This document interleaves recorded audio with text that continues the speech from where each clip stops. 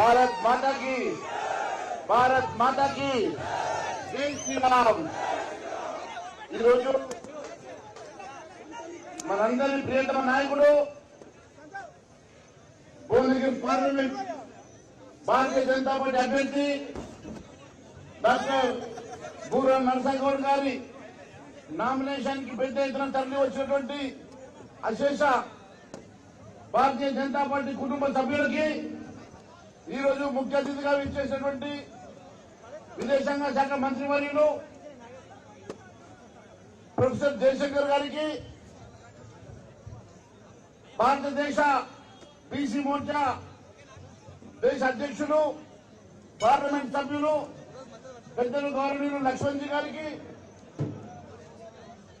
మనోహర్ రెడ్డి గారికి, కాసం వెంకటేశ్వర గారికి, మరి మనందరి ప్రియతమ నాయకుడు ఈరోజు భువనగిరి పార్లమెంట్ అభ్యర్థి బూరా నరసింహగౌడ్ గారికి అందరికీ కూడా పేరు పేరున నమస్కారం తెలియజేస్తా ఉన్నాను।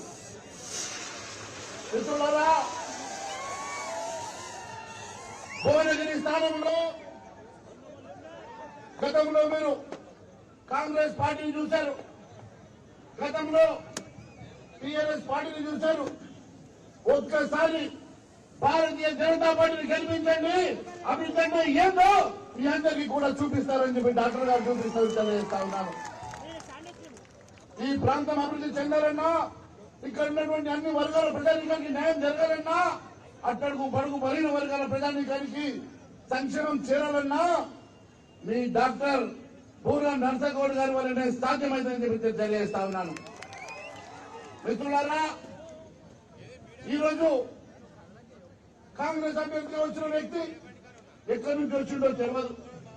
30 ఏళ్ల ఇండస్ట్రీ అంటాడు కదా, ఏ రోజైనా ఈ భువనగిరి పార్లమెంట్ లో కనబడ్డాడని అడుగుతున్నా, ఏ రోజైనా ఈ ప్రాంతంలో కరోనా సమయంలో ఏ ఒక్కరిని ఆదుకున్నాడని అడుగుతున్నా।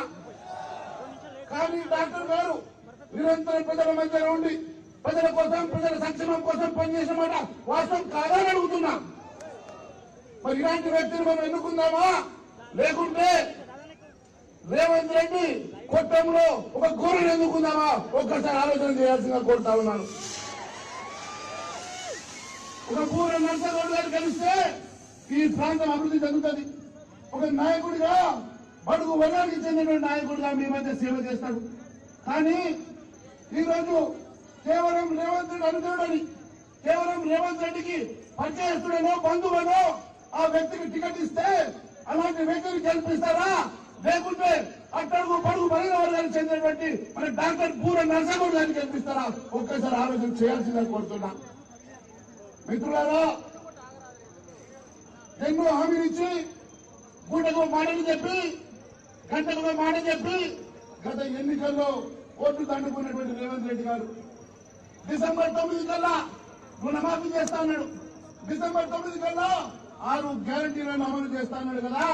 100 రోజుల సమయం అడిగిండు, మళ్ళా ఈ రోజు 100 రోజుల సమయం అయిపోయిన తర్వాత ఏం చేయాలో అర్థం కాలే, ప్రజల మధ్యకి ఏం ముఖం పెట్టుకొని పోవాలో అర్థం కాలే। ఈ రోజు చివరకు యాదగిరిగుట్ట నరసింహస్వామి మీద ఒట్టు పెట్టుకునే దుస్థితి వచ్చిందంటే ఇంతకన్నా దుర్మార్గం ఉందని అడుగుతా ఉన్నా। ఎక్కడ పడితే అక్కడ దేవుళ్ళ మీద, ఎక్కడ పడితే అక్కడ దేవతల మీద